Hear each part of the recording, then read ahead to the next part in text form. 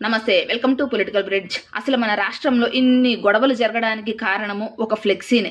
TDP వాళ్ళు ఏర్పాటు చేసిన ఫ్లెక్సీపై జరుగుతున్న వివాదం అంతా, అసలు టీడీపీకి వైసీపీకి మధ్య ఇన్ని గొడవలు జరగడానికి, ఇన్ని ఘర్షణలు జరగడానికి, అంబటి రాంబాబు గారు జైలుకి వెళ్ళడానికి కారణము ఒక ఫ్లెక్సీనే.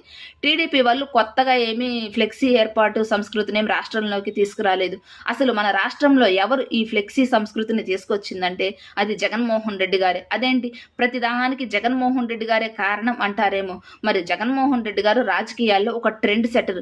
కొత్త వాటిని ఎగ్జిక్యూట్ చేస్తూ ఉంటారు రాజకీయాల్లో జగన్మోహన్ రెడ్డి గారు. జగన్మోహన్ రెడ్డి గారు ముఖ్యమంత్రిగా ఉన్న సమయంలో సిద్ధం అని చెప్పేసి ఫ్లెక్సీలు ఏర్పాటు చేశారు, గుర్తుందా?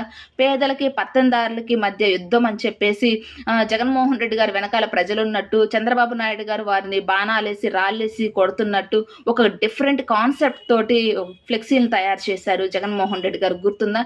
ఇప్పుడు అదే సాంప్రదాయాన్ని టీడీపీ వాళ్ళు కొనసాగిస్తున్నారు. జగన్మోహన్ రెడ్డి గారి ప్లాన్నే కాపీ కొడుతున్నారు ఇక్కడ టీడీపీ వాళ్ళు. అంతేగాని కొత్తగా టీడీపీ వాళ్ళు ఏమి ఫ్లెక్సీ సంస్కృతిని అయితే రాష్ట్రంలోకి తీసుకురాలేదు. ఏమంటారు? కామెంట్ చేయండి. వీడియో నచ్చితే లైక్ చేయండి, సబ్స్క్రైబ్ చేసుకోండి. Thank you.